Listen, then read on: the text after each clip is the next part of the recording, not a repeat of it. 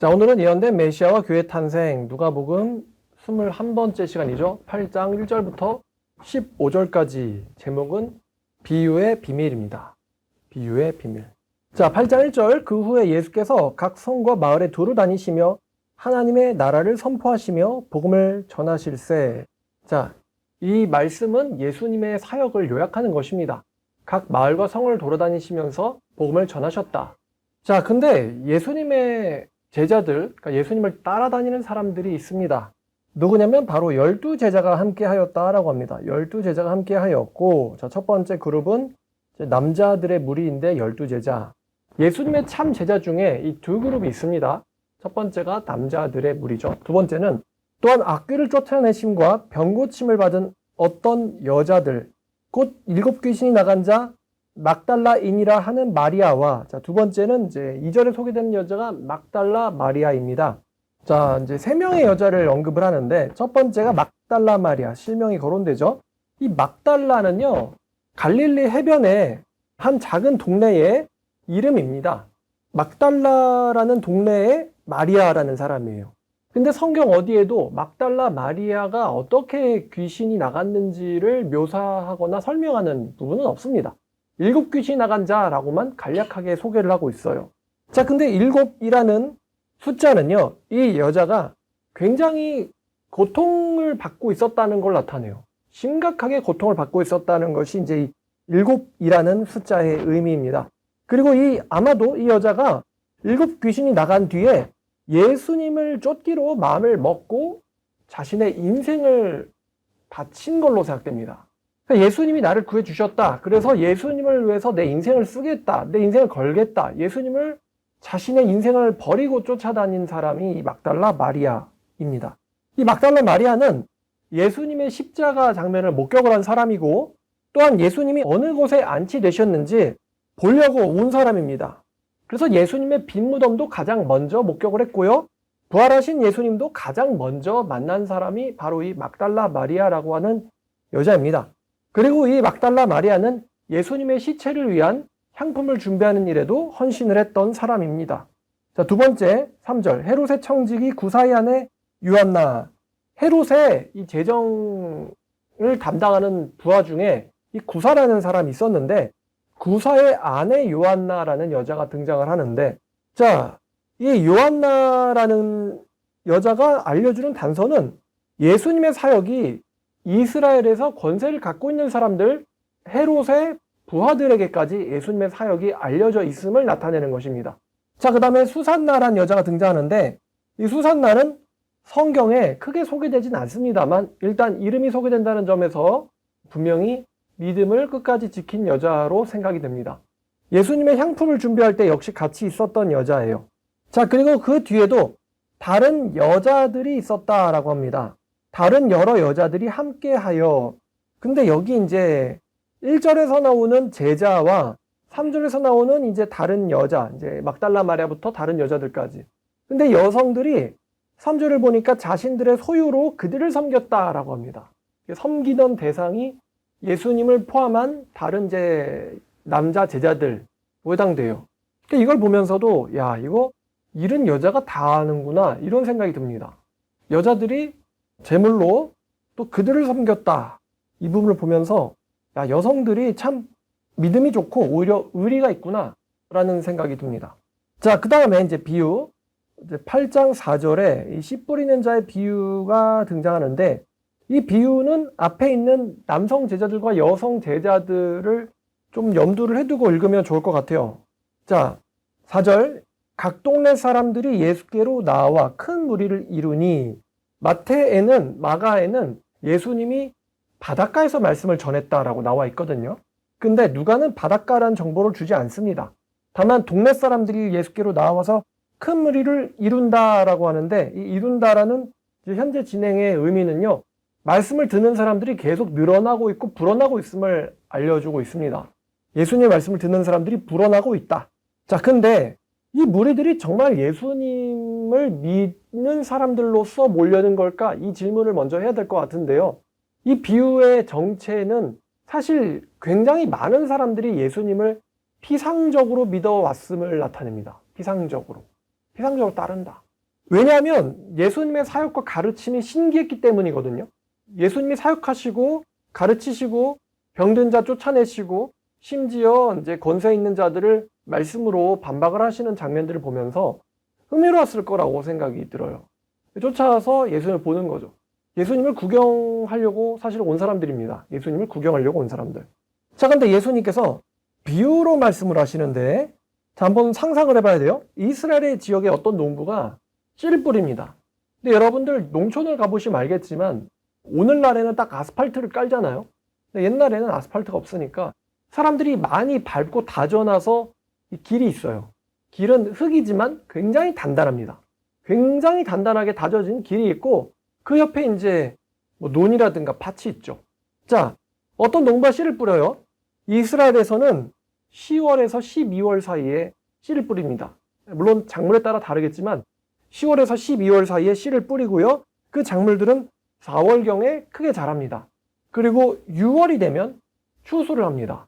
이스라엘은. 자, 농부가 씨를 뿌리는데 더러워는 길가에 떨어졌다라고 합니다. 길가에 떨어졌다. 마태복음에서는 새가 와서 먹었다라고만 나오는데 여기서는 또 사람들이 밟는다라고도 나와 있습니다. 사람들이 씨를 밟기도 하고 또 새가 와서 먹어버린다라고 합니다. 자, 씨는 사람들에게 밟히기도 하고 궁중의 새들한테 먹히기도 합니다. 11절에 이 비유가 하나님의 말씀이라고 이 비유의 정답을 예수님께서 풀어주고 계시잖아요. 그런 거를 염두에 보건대 이 말씀이 받게 될 박해를 암시하는 거예요. 사람들이 말씀을 밟고 어떻게 말씀은 인간이 아닌데 어떻게 말씀이 밟히고 박해를 받을 수가 있냐 뭐 이렇게 생각할 수 있거든요.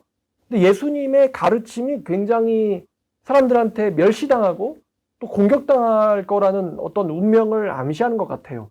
사람들이 씨를 밟았다. 그리고 새들도 와서 먹었다. 자, 그리고 더러는 바위 위에 떨어졌다고 합니다.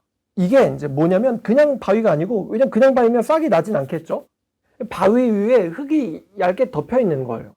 겉으로 보기에는 밭처럼 보입니다. 근데 씨가 이제 싹을 틔우고 뿌리를 내리는데 바위는 습기를 머금질 못하잖아요. 그러니까 이 뿌리가 수분을 끌어모으는데 이 바위 위에 뿌려진 씨앗은 충분히 자랄 만큼의 영양분을 끌어모으질 못하는 거예요. 영양분도 못 모으고 뿌리도 얕기 때문에 여러분 잡초 뽑아 보셨어요? 잡초를 뽑아 보시면은 전 가끔 뽑아 본 적이 있어요. 요즘도 가끔 뽑는데 어떤 잡초는요 그냥 툭 잡고 수룩 뽑힙니다. 근데 잘 보면 수룩 뽑히는 잡초는 웬만한 뿌리가 되게 짧아요. 근데 어떤 잡초는요 안 뽑힙니다. 안 뽑혀요. 막 이파리가 뜯겨나갈지언정 잡초가 안 뽑힙니다. 그래서 주변 흙들을 막 다 이렇게 파내가지고 어떻게든 이제 위에만 뽑으면 또 그냥 자라잖아요. 잡초니까. 뿌리째 뽑잖아요. 그럼 뿌리가 부두두둑 하면서 그냥 깊게 박혀있는 잡초들이 있습니다. 무슨 신봤다 싶을 정도로 뽑혀 나오거든요. 자, 뿌리가 기지를 못하니까 작물이 바람이라든가 이런 외부적인 요인들 견디질 못하는 거예요. 자라지도 못하고 견디지 못합니다. 자, 그리고 이제 7절 더러는 가시떨기 속에 떨어짐에 가시가 함께 자랐다라고 합니다. 마태에서는 가시 덤불에 뿌려졌다고 하는데 이제 이 누가복음 보면은 농부가 뿌린 씨앗 중에 가시도 같이 섞여 있었던 모양인 것 같아요. 자, 씨앗이 같이 자라는데 가시도 같이 자랍니다. 근데 가시는요 워낙 성장이 빠릅니다. 게다가 이 가시덤불의 특징은 주변 영양을 지들이 싹 흡수를 해버린다는 거예요. 그래서 이 씨는요 영양도 충분하지 못해요. 가시가 다 빼앗아 갔거든요. 그리고 가시가 먼저 자라버립니다. 여러분 가시나무 같은 거 보면 아시겠지만 줄기가 굉장히 단단하거든요. 식물이 자라려면 곱게 자라면서 이제 잎을 틔워야 되는데 도무지 곱게 자라지를 못하겠는 거예요. 이리 휘고 저리 휘고 이리 휘고 잎도 못 내고. 그러니까 이 작물은요 영양도 못 끌어모으고 또 영양도 공중에서 못 모읍니다. 결국에는 열매를 틔우려면은 충분히 자라야 되는데 열매를 틔울 만큼 충분히 자라지를 못해요. 결국에는 도무지 열매를 맺지를 못합니다. 자, 그 다음에 8절 더러는 좋은 땅에 떨어집니다. 자, 여기서는 이제 100배의 결실을 하는데 마태에는 30배, 60배도 나오죠. 누가는 말씀을 축약해서 전하는 습관이 있습니다. 그러니까 굳이 마태복음과 누가복음은 왜 100% 똑같지 않나요? 이런 질문을 하는 사람도 있거든요. 근데 같은 말씀을 사람들이 자기의 입장에서 필요하다고 생각되는 정보는 더 자세하게, 그리고 불필요하다고 생각되는 정보는 간략하게 하는 특성이 있거든요. 왜냐하면 성경 저자들은 로봇이 아니라는 것이죠. 4대의 프린터로 뽑아낸 게 마테마가 누가 요한이 아닙니다. 4명의 살아있는 사람들이 있고 그 사람들이 자기의 필요를 이제 사람마다 영적으로 느끼는 게 다르잖아요. 에 따라서 강조점이 다를 수 있죠. 그래서 성경은 하나님께서 기계적으로 쓰게 하신 게 아니라 그 사람의 인격을 쓰시고 성격을 쓰시고 환경을 쓰시고 성장 과정도 쓰신다는 거. 그거를 모르면 이제 왜 사복음서의 내용이 서로 다른가요? 이런 말을 하게 되죠. 그럼 애당초 사복음서를 왜 하겠어요? 그죠? 자, 근데 이제 학자들이 말입니다. 좋은 땅에 떨어진 씨는 평균적으로 3, 40배의 열매를 맺는다고 합니다. 근데 역사가 헤로도토스는요, 바벨론의 어떤 씨는 300배의 열매를 맺는다고도 해요. 엄청나죠? 그러니까 다른 씨들이 못하는 걸 자기가 다 하는 거예요. 야, 100배, 300배. 자, 그러면서 마지막에 이제 미묘한 말씀으로 이 말씀을 마치시거든요. 외치시는데 들을 끼는 자 들을지어다 라고 말씀하십니다. 들을 끼는 자 들을지어다. 이 말씀은 예수께서 청중에게 자신의 가르침에 대해서 심사숙고해라 생각해라 하는 걸로 느껴집니다. 근데 이 말씀은 굉장히 이해하기가 어려워요. 더 깊은 의미가 있거든요.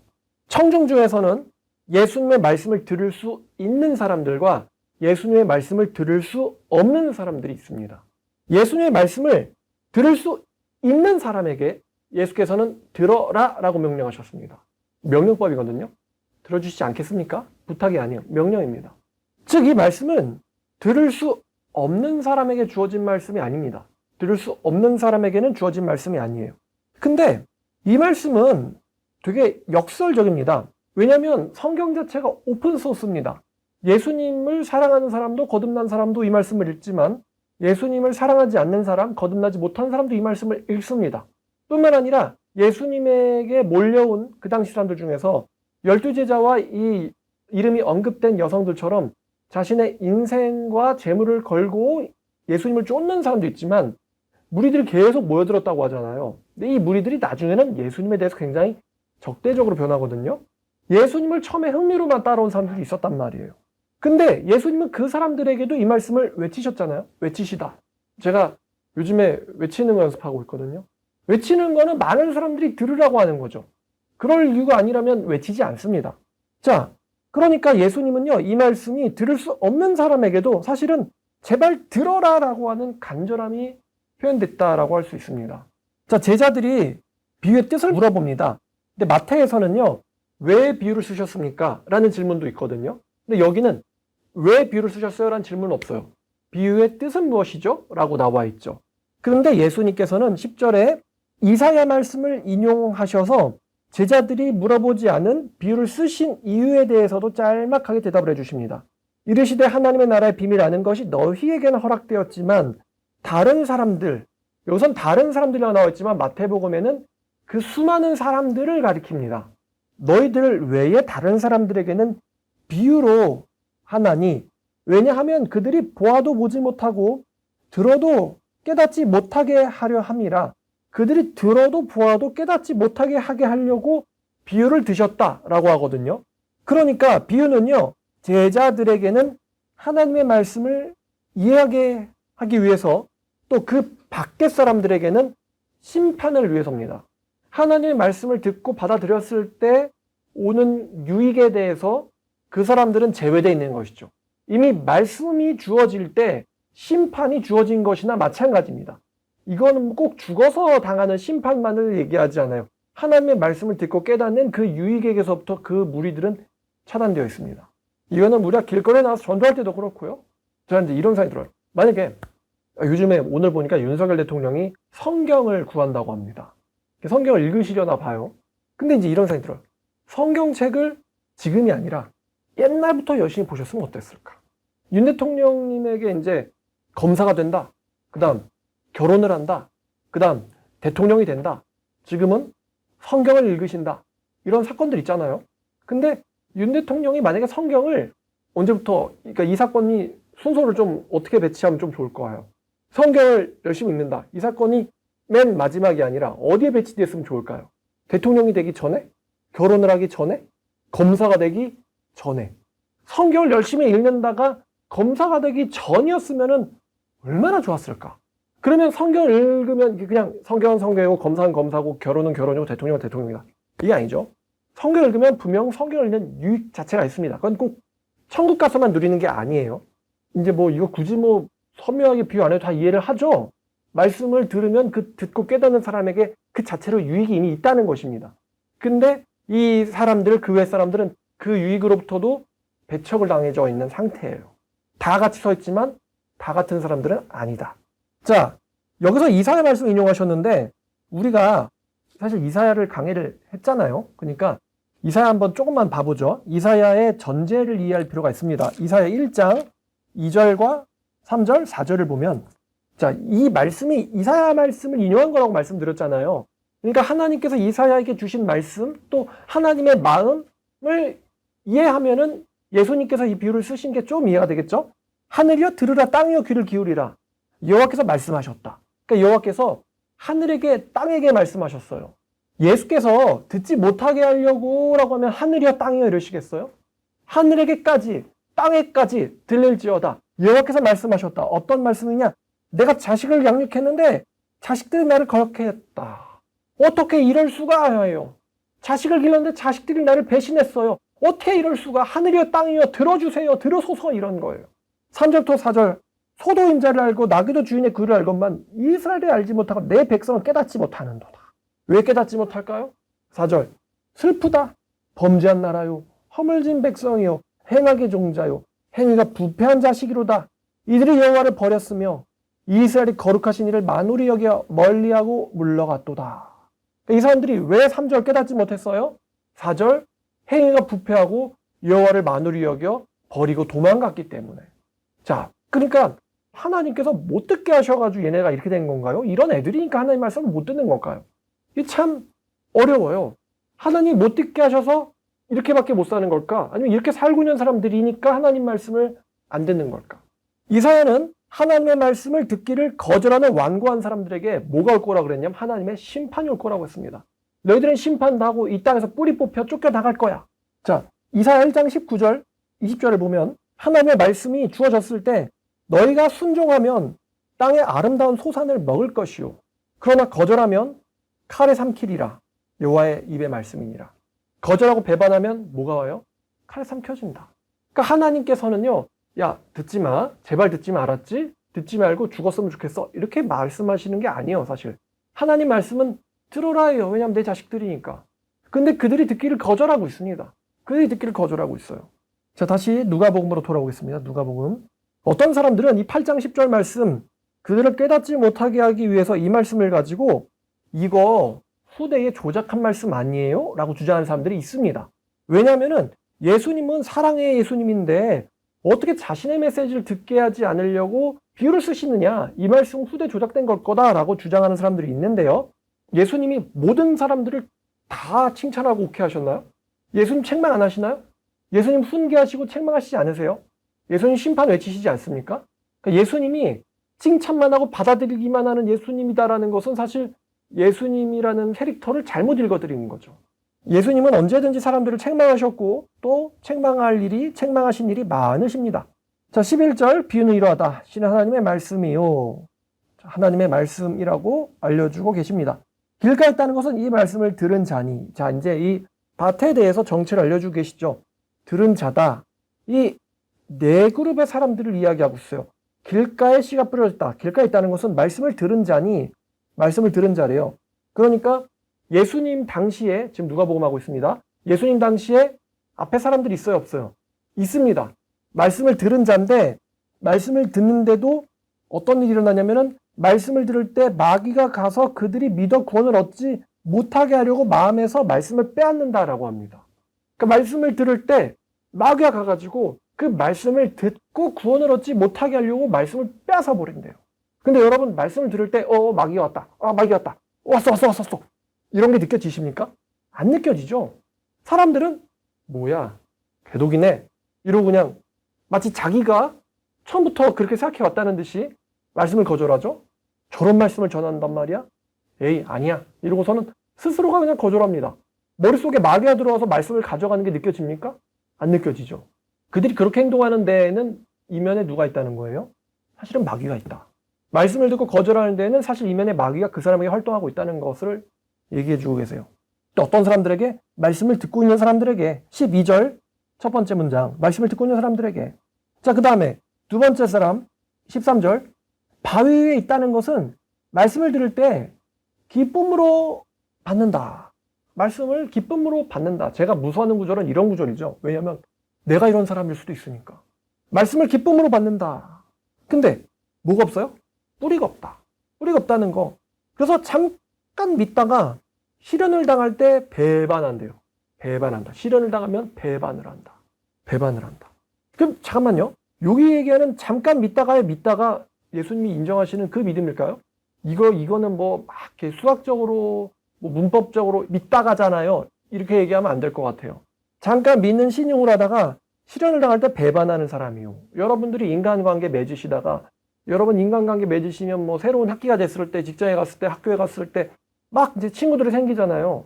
친구야 우정이 있어, 뭐 진짜 사랑이 있어 이러는데 이 사람이 마지막에 가서 여러분들을 모함하고 여러분들을 흉보고 여러분들을 때리고 여러분들을 공격한다면은 과연 그 우정과 사랑이 진심이었다라고 생각하십니까? 아니죠.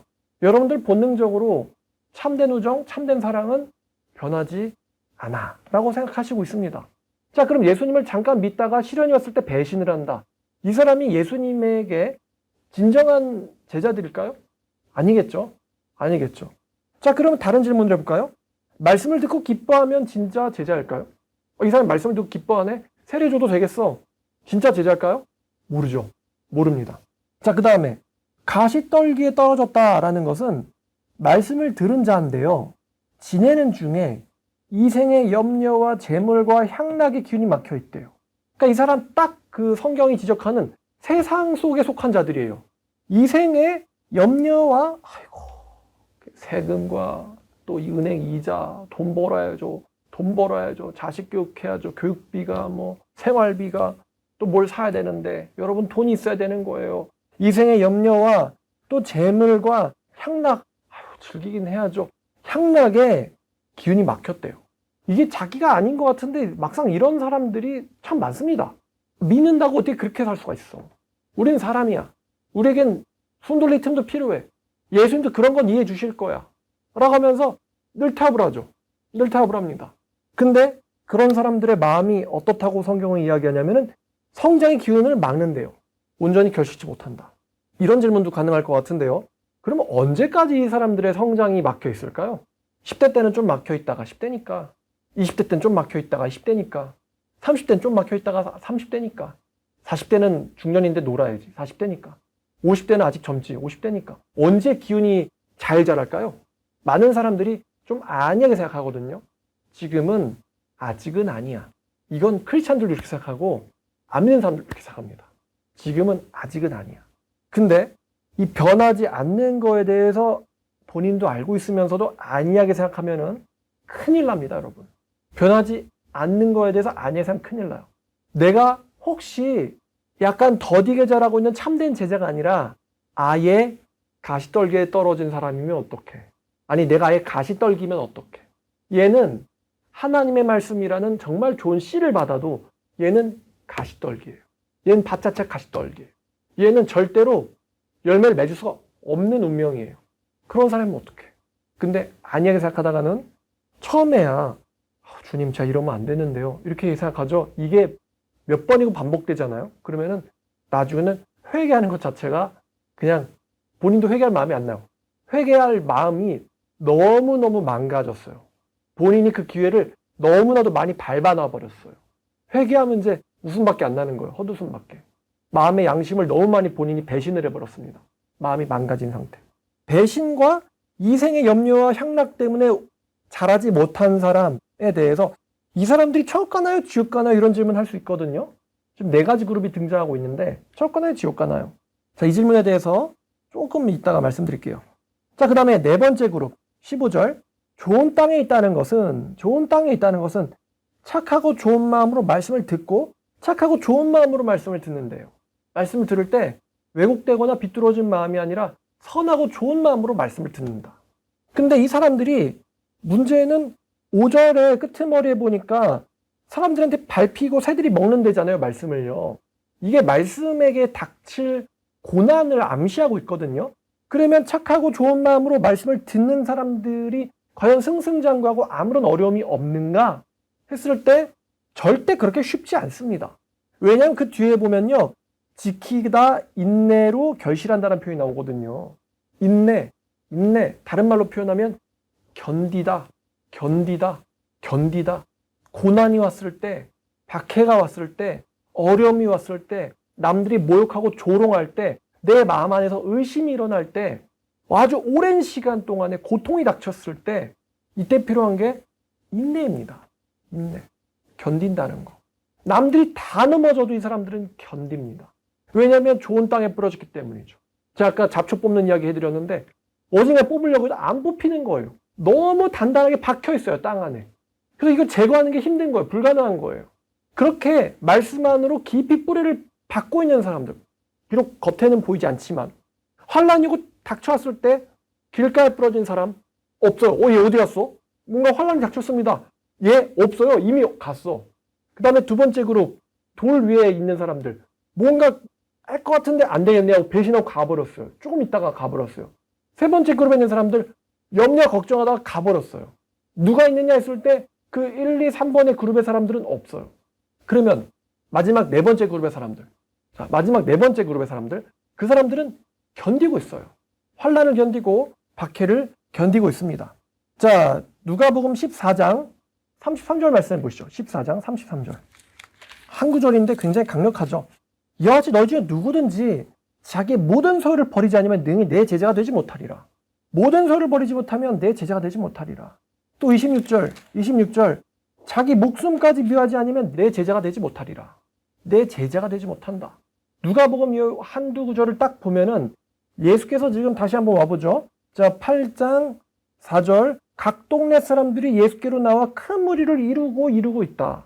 각 동네 사람들이 예수께 나와 큰 무리를 이루고 있다.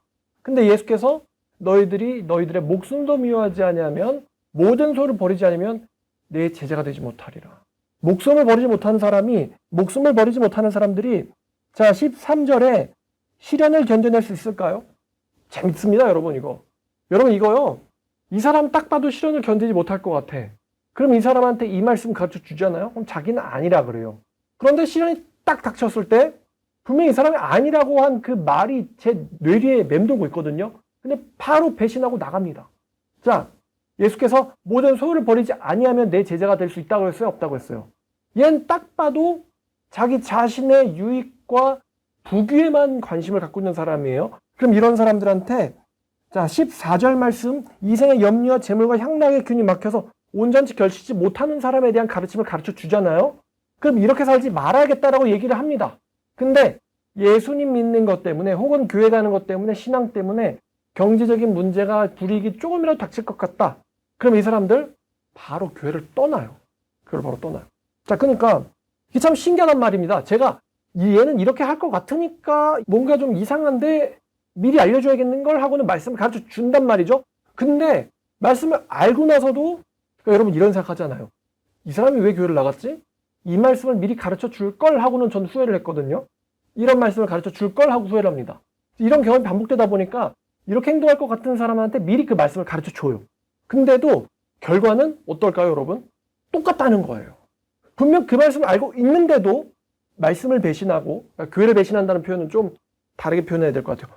말씀을 배신하고 예수님의 가르침을 배신합니다. 그리고는 교회를 떠나요. 믿는 공동체로부터 잠적을 합니다. 말씀을 알려줘도. 결과는 바뀌지 않아요. 전 이 부분이 굉장히 신기하다고 생각합니다. 사람은 이성적이잖아요. 내가 틀렸다고 생각하는 걸 따라가지 않으려고 해야 된단 말이죠. 근데 그런 사람들은요, 말씀과 자신이 다르다는 것을 알면서도 말씀을 배신합니다. 그리고도 이제 양심에 찔리겠죠? 양심에 찔리니까 연락을 못 해요. 근데 전 이게 굉장히 신기하다고 보는 거예요. 말씀을 알고 있으나 모르고 있으나 행동하는 거 똑같구나. 여러분, 막달라 마리아가 아니면은 예수님에게 고침을 받은 장님이 이 말씀을 알고 있어서 배신을 안 한 걸까요? 배신하면 지옥이지. 그래서 지옥 갈까 봐 배신을 안 한 걸까요? 저는 아니라고 생각해요. 이 사람들은 본질적으로 배신하지 않을 사람들입니다. 그의 말씀이 덧붙여진 거죠. 그러면은 가룟유다는 이 말씀 몰라서 배신한 걸까요? 예수님 앞에 있었잖아요.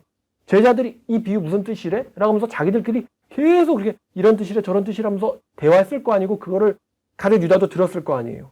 가룟유다가 말씀을 몰라서 배신했나요? 아닙니다. 그 사람들은 배신할 사람들이라서 배신한 거예요. 말씀은 사실 치명적으로 거기에 결정타를 먹인 거죠. 자, 중요한 또 대답은 이 1, 2, 3번의 그룹이 천국 갔을까 지옥 갔을까 이게 우리에게 중요한 질문일 것 같은데요. 자, 누가복음 3장 17절을 보겠습니다. 자, 세례 요한이 예수님 대신 말을 합니다. 예수님은 손에 키를 들고 자기의 타작마당을 정하게 하사 알곡은 모아 곳간에 들이고 쭉정이는 꺼지지 않는 불로 태우시리라. 알곡은 모아 곳간에 들이고 쭉정이는 꺼지지 않는 불로 태우시리라. 제가 이거 설명하면서 이 꺼지지 않는 불이라는 건 사실은 구약에서 암시한 건데 이거는 지옥을 가리킨다라고 말씀을 드렸을 거예요. 자, 그러면 열매를 맺으면 어디 갑니까? 열매를 맺으면 어디 가요? 천국에. 열매를 맺지 못하면 어디 갑니까? 지옥에 갑니다. 과정은 얘기하지 않고 있어요. 세례 요한은. 이러이러해서 간신히 열매를 맺었다. 못 맺을 뻔했는데 맺었다. 이런 과정은 얘기하지 않습니다. 맺을 뻔했는데 맺지 못했다. 과정은 얘기하지 않습니다. 알곡은 어디 갑니까? 천국에 가고 쭉정이는 어디에 태워져요? 꺼지지 않는 불에 태워집니다. 자, 그러면 누가복음 다시 8장으로 돌아와서 우리가 이 질문을 해야 돼요. 자, 첫 번째, 두 번째, 세 번째 그룹이 있습니다. 말씀을 듣자마자 빼앗긴 사람, 그다음에 말씀을 기쁨으로 들었지만 시련이 왔을 때 배신한 사람, 말씀을 기쁨으로 들었지만 이 생에 대한 향락, 재물 그런 것 때문에 말씀의 기운이 막혀있는 사람들, 세 그룹의 사람들이 있었죠. 자, 이 사람들이 열매를 맺었습니까? 못 맺었습니까? 열매를 못 맺었어요. 이 비유는요, 이 사람들이 천국 갔다 지옥 갔다를 얘기하지 않습니다. 다만 우리가 다른 누가복음의 말씀을 알 수 있듯 이 사람들이 어디 가는 사람들이겠구나라고 유추할 수가 있죠. 지옥 가는 사람들이겠구나라고 유추할 수가 있습니다. 누구만이 몇 번째 그룹만이 열매를 맺죠? 네 번째 그룹만이 열매를 맺습니다.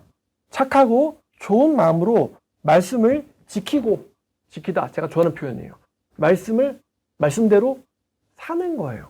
물론 지킨다라는 표현이 좀 애매모호할 수도 있고 복잡한 표현일 수 있는데요. 가장 좋은 지키는 것은 말씀을 듣고 말씀대로 사는 겁니다. 맞다라고 생각하는 사람보다 맞음을 행동하고 있는 사람이 훨씬 더 그 말씀을 배신하기가 어렵습니다. 왜냐하면 사람은 자신의 사고와 행동을 일치시키려고 하는 경향이 있거든요. 맞다고 생각하는 사고를 가진 사람이 행동을 하지 않으면요, 그 사고 자체가 변할 가능성이 높아요. 근데 맞다고 생각하는 사람이 행동도 하고 있잖아요. 그럼 사고 자체가 이미 행동에 의해서 한 번 더 지켜지고 있는 거예요.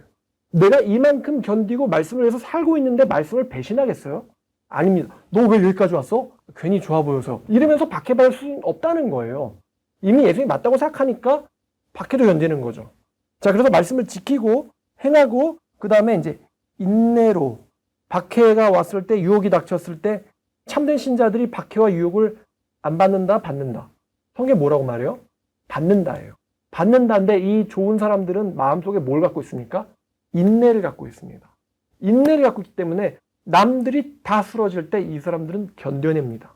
남들이 다 배신할 때 이 사람들은 돌아서지 않습니다. 자, 이 사람들 8장 1절과 3절, 2절, 3절에 12제자와 막달라 마리아와 유한나와 수산나 또 같이 한 다른 여자들, 예수님을 소문을 듣고 찾아왔던 4절의 각 동네 사람들은 예수님이 박해받고 십자가에 달리실 때 예수님을 모독을 했고요, 배신을 했고요, 모른 척했어요. 비웃고. 그런데 여기에 이름이 언급된 사람들은 예수님의 십자가 사건, 특히 여자들은 예수님의 십자가 사건에 함께 했습니다. 다 같이 있었는데, 예수님 비유 말씀하실 때 다 같이 있었는데 이 여자들은 예수님과 함께 했어요. 그럼 이 여자들은 세상 유혹을 모릅니까? 이 여자는 세상의 유혹을 몰라요? 세상의 환난을 모릅니까? 알아요. 하지만 견딘 거예요. 자, 그래서 15절까지 우리가 봤죠. 그래서 이제 우리가 이제 이 8장 1절부터 15절까지는 이 말씀은 씨 뿌리는 자의 비유인데 이거는 말씀을 듣는 사람들의 다양한 반응에 대해서 소개합니다. 제가 이걸 쉽게 정리한 적이 있죠. 이거는 교회 다니는 사람들을 가리킨다. 교회 다니는 사람들 중에 네 그룹이 있는 거예요. 교회 다니는 사람들 중에 네 그룹이 있어요. 말씀을 들었을 때 바로 말씀 뺏기는 사람들. 혹은 이 사람들은 길거리에서 전도를 받았던 사람들일 수도 있습니다. 복음의 메시지를 전해받았을 때 바로 에이 뭐야 하고는 말씀 빼앗기는 사람들. 그 두 번째 그룹의 사람들은 말씀을 듣고 제가 무서워한다고 했잖아요. 이런 거. 즐거워합니다. 기뻐해요. 할렐루야 하고는 막 날뜁니다. 근데 그 말씀 때문에 박해가 왔을 때 이게 두 개 사진으로 찍어놔야 돼요. 말씀 들고 춤추고 있는 사진이랑 아닌데요 하고 바로 내빼는 사진이랑. 이게 너라고. 그랬으면 좋겠는데. 그 다음에 세 번째 그룹이 있습니다. 말씀을 듣긴 듣는데 이게 참 재밌죠. 말씀을 들으면서 버려야 되는데, 세상 가야 되는데, 벌어야 되는데, 즐겨야 되는데 계속 막 이러고 있는데 또 교회에 앉아 있는 게 재밌어요. 첫 번째처럼 에이 저런 건 틀렸어 이러면서 나가면은 좀 편할 것 같은데 이 사람들은 말씀을 들으면서 어떻게 보면 말씀에 의해서 괴롭힘을 받고 있는 걸 수도 있어요. 말씀을 들으면서도 이러면서 이제 예수님 마태복음에서 이렇게 말씀하셨어요. 너희가 재물과 하나님을 동시에 섬길 수, 다른 말에서 사랑할 수, 다른 말로 믿을 수 없느니라. 없느니라. 두 개를 같이 믿고 있다고 생각한다면 착각. 넌 사실은 우상을 숭배하고 있어. 이게 성경이 우리에게 주는 해안이에요. 통찰이죠. 내가 세상을 사랑해? 그럼 사실은 박해가 오기도 전에 알 수 있어요. 이 사람은 나중에 돌아설 사람이라는 거. 인정이 안 됩니다 해도 사람을 창조하시고 마음을 창조하신 하나님께서 말씀하셨어요. 둘 다 섬길 수는 없어. 없다. 말씀을 들었을 때 아 그렇구나. 내가 하나님에게만 목적을 맞춰야겠구나. 다른 것들, 세상 성공, 또 박해, 유혹 이런 것들로부터는 조심해야겠구나 라고 말씀을 들으면서 자신에 대해서 준비를 해야 된다는 것입니다. 말씀은 누구에게나 뿌려지죠. 그러나 천국 가는 사람들은 매우 한정적입니다. 예수께서는 절대 내 말을 듣는 모두가 다 천국 간다 라고 이야기하지 않으셨어요. 제가 이 말씀 드리면서 꼭 덧붙이는 말씀이 있습니다. 이 당시 사람들 중에 거의 절대 다수의 사람들이 지옥에 갔어요. 예수님의 말씀을 듣고 십자가 옆까지 와서 견딘 사람들은 극소수입니다. 예수님을 따랐던 사람들은 뭐 설교 좀 들어보셨으면 뭐 사람들이 그러잖아요. 예수님 따랐던 사람들은 뭐 5천 명만 먹였겠냐. 거기에 아이들, 거기에 여자들 몇만 명이 예수님을 따랐다 했을 거고 지금 뭐 헤롯의 그 청지기까지 뭐 말씀이 지금 전파됐잖아요. 헤롯도 말씀을 듣고는 예수가 누구야 만나고 싶은데 이랬잖아요. 예수님의 말씀을 들은 사람들과 예수님 따랐던 사람들은 구름처럼 많았어요. 근데 예수님의 십자가 곁을 지켰던 사람들은 많았어요? 적었어요? 적었어요. 우린 그걸 보면서 비난을 할 수 있죠. 비난을 하죠. 어떻게 예수님의 말씀 저렇게 들어놓고도 가룟유다처럼 배신할 수가 있느냐. 근데 제가 막상 목회 현장에 오고 전도를 할 때 이런 말씀이 있다는 것 자체를 크리스찬들이 안다 모른다? 어떻게 교회 다니는 사람이 지옥 갈 수 있다고 얘기하세요? 이렇게 반응을 합니다. 어떻게 교회 다니는 사람들이 지옥 갈 수 있다고 말씀을 하세요? 이렇게 반응한다는 것이죠. 누가복음에서 마태복음에서 수많은 사람들이 예수를 쫓을 때 예수께서 그들에게 참된 지제가 되는 것은 정말 쉽지 않다고 자기를 따른 자들에게 이야기하셨다라는 거에 대해서 아예 인식이 없습니다. 듣고 기뻐하지만 배신했어가 아니에요. 아예 듣고가 없어요. 듣고가 없어요. 듣고 내가 가시 떨기면 어떡하지? 내가 돌받치면 어떡하지? 내가 길가 받치면 어떡하지? 이거를 고민하는 사람들에게 이제 신앙 상담을 하고 대화를 하고 교제를 하는데 그런 말씀이 있었어요? 어떻게 교회 다니는 사람들이 지옥 갈 수 있다고 얘기를 해요? 이렇게 얘기하니까 저는 어처구니가 없는 거죠. 이런 말씀을 이 당시 사람들은 듣고도 배신했는데 오늘날 사람들은 아예 듣는 데에 관심이 없다. 듣는 데에 관심이 없어요. 말씀을 듣는 데에. 예수님이 백날, 천날 이사야를 통해서 또 하나님의 이사야를 통해서 말씀하셨어도 이런 말씀이 있는지를 알아야지 대화가 되는데 있는지를 모른다는 거죠. 구약 사람들이 여러분 구약 내용이 뭐예요? 그냥 구약 내용이 뭐예요? 여호와 믿으면 다 천국 간다요? 구약 내용이? 구약 내용의 한 7, 80%는 하나님을 믿는다는 사람에 대한 심판이에요. 그죠? 물론 그들 중에 이제 남은 자가 돌아와서 구원을 받습니다. 이 내용이 중요하죠. 근데 비중상 믿는다는 사람들이 뭘 받아요? 하나님한테? 심판을 받아요. 성경에도 있잖아요. 너희가 박해하지 않은 선지자가 어디에 있느냐. 너희들은 선지자들을 죽였고 이제 그들이 말한 그분도 죽였다 그러잖아요. 이방인에 대한 박해, 이방인에 대한 심판, 바벨론과 또 이웃 나라들에 대한 심판도 있어요. 근데 구약 성경의 태반은 믿는다고 하는 사람들에 대한 심판의 내용입니다. 근데 이거를 인식을 못하니까 그러면 이런 말씀이 있는지도 모르는 사람들이 구약을 어떻게 이해할까요? 제가 보기에 그들 이해 못합니다. 어떻게 믿는다는데 심판을 받아. 또 예수님의 말씀, 좁은 문 가기를 힘써라. 많은 사람들이 들어가려고 하겠지만 들어가지 못하리라. 이런 말씀 어떻게 이해할까요? 이해하지 못합니다. 그래서 제가 참 답답한 거죠. 성경을 알아야지 뭔가 대화를 하고는 설득을 하는데 성경 자체를 알려고 하지 않으니 말입니다. 그러니까 예수께서 내가 그들에게 비유를 말하는 것은 뭐 이 말씀 자체도 못 받아들이니까 일단 성경은 얘기된 대로 말씀이 선포된 대로 가기는 하는데 그들이 들어도 깨닫지 못하거든요. 근데 들으려고도 안 해요. 아니, 들을 것 같으면 도망을 갑니다. 들을 것 같으면 저희가 나가서 선포하거든요. 그러면은 저렇게 외치면 사입이야 이러고 자기들이 먼저 사입이라고 그러고 도망을 가요. 참으로 안타깝죠. 그러니까 예수님 때보다 훨씬 더 지금이 말세라고 할 수 있겠습니다. 예수님 말씀 자체에 대해서 관심이 없는 사람들. 그러면서도 뻔뻔하게도 나는 예수님을 사랑한다. 나는 천국 갈 거다. 라고 스스로를 세뇌시키고 있는 사람들이 너무나도 도처에 많습니다. 자, 오늘 말씀의 제목, 비유의 비밀입니다. 예수께서 왜 비유로 말씀하셨고 무슨 내용이 그 비유 안에 들어있었는가. 하나님 말씀 잘 염두에 두고 올밭 되지 말고 가시떨기밭 되지 말고 길가에 떨어진 그거 되지 마시고 좋은 땅 되셔서 좋은 땅 되기를 기도하셔서 착하고 좋은 말씀으로 말씀을 듣고 지켜 인내로 결실하는 저와 또 여러분들 되기를 주님의 이름으로 축원합니다. 기도하겠습니다. 하나님 아버지 감사합니다. 오늘 누가복음 8장 비유의 비밀이라는 제목으로 말씀을 나눴습니다. 예수님을 정말로 수많은 사람들이 각 동네에서 나와서 쫓아다녔는데 예수께서 그들에게 비유로 말씀하셨습니다. 왜냐하면 그들은 하나님 말씀을 듣기를 원하지 않고 하나님 말씀을 따르기를 원하지 않고 말씀대로 변화되기를 원치 않기 때문입니다. 그래서 예수께서 비유로 말씀하셨습니다만 그럼에도 불구하고 예수께서는 들으라라고 선포하십니다. 예수님, 우리 마음속에 이런 완고한 마음이 있지 않나 우리를 돌이켜보게 하여 주시옵소서. 정말 주님을 한 점 부끄럼 없고 더러움 없이 순수한 마음으로 믿고 따르기를 원합니다. 주님께서 저희의 마음을 살펴보아 주셔서 저희의 마음 가운데 주님이 원치 않는 마음이 숨어 있다면 다 드러나게 해주시고 또 그 마음들을 버릴 수 있는 용기와 결단도 주셔서 하나님 말씀 지키고 살아가는 귀한 열매 있는 제자들을 되게 하여 주시옵소서. 예수님의 이름으로 기도드렸습니다.